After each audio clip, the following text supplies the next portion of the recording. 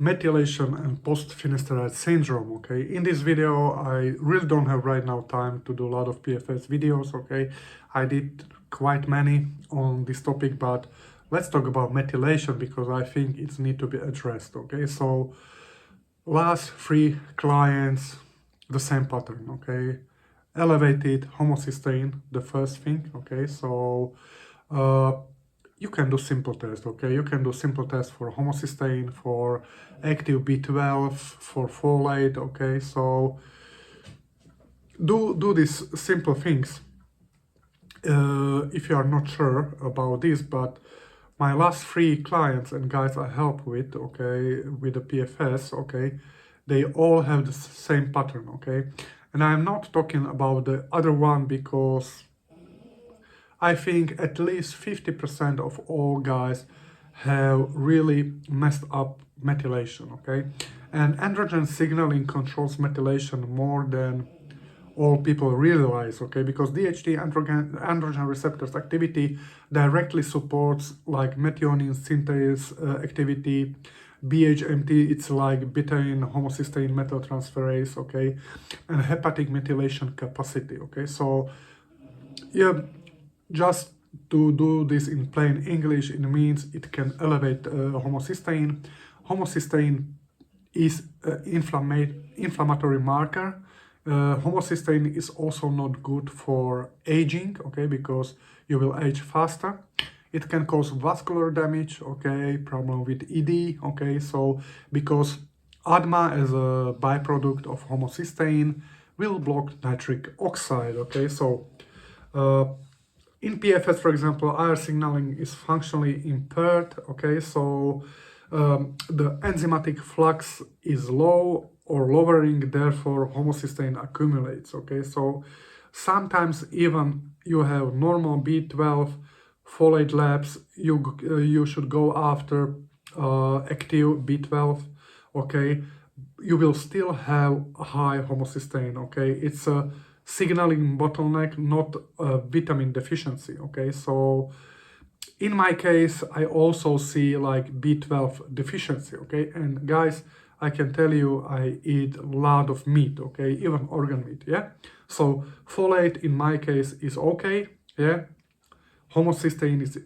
was elevated, okay, is not elevated anymore, yeah, but sometimes even normal B12 and folate show in the labs, but you should also look at the homocysteine. It's quite inexpensive test and I recommend to all PFS guys, okay, so with 5-alpha reductase inhibition, neurosteroid loss, methylation slow down, okay, so methylation you also need to understand that will have effect also on your neurosteroids, okay, so like I said, finasteride effect can have like negative effect on our pregnenolone, it can have like a negative effect on GABA, but it can, for example, spike glutamate and cortisol tone, and as a result, there is increased need for methyl donor, okay, so then the remethylation is impaired of homocysteine and there is high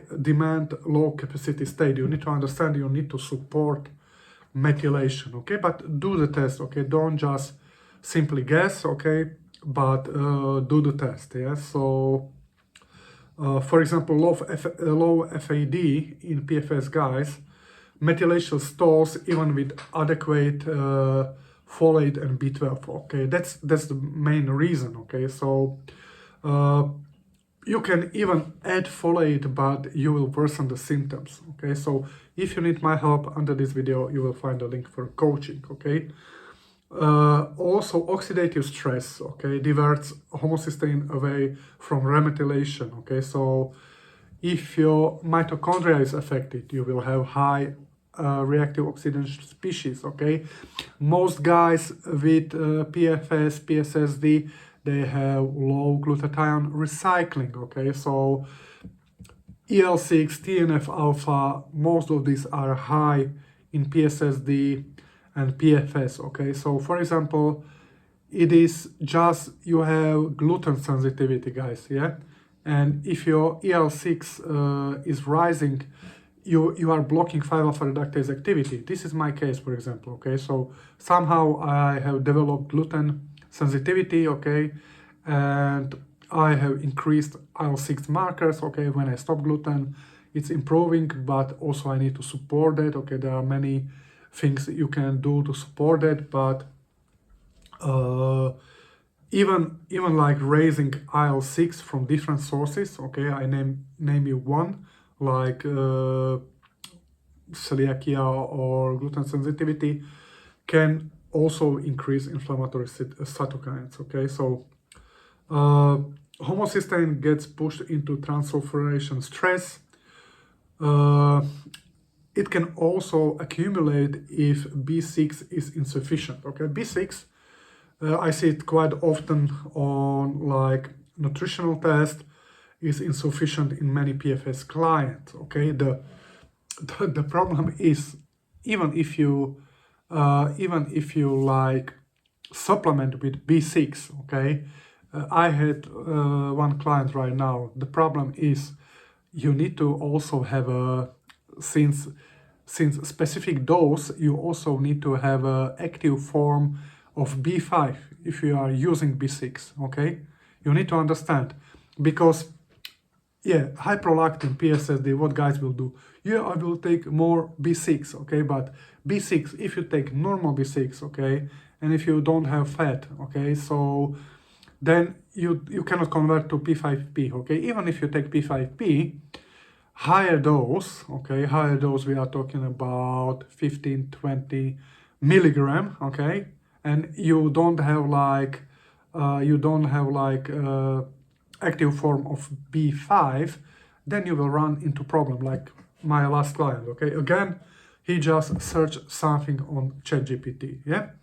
Also, gut dysbiosis can impair folate and choline metabolism, okay? So common in PFS, you have low butyrate, okay, producers, higher LPS, okay? LPS, like endotoxin made in the gut, they can also block testosterone production, okay? So sometimes when I fix my client gut issue, testosterone goes up, okay? So it's nothing specific, okay?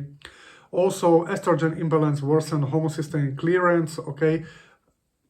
I would say that most likely impaired methylation is responsible for like estrogen dominance.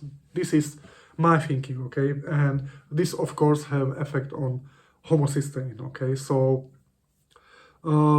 standard methylation fixes often backfire in PFS, okay? So if we are talking about methylfolate, methyl B12, SAMe, okay, because this can cause dopamine depletion, anxiety, even like B6, okay, if you are not taking B6 with B5, okay, so emotional blunting, worse sexual symptoms, okay, so because it's like band-aid in your case, okay, so I told you, do homocysteine test, okay, do test for B12, active form of B12, folate, okay, so guys, that's it.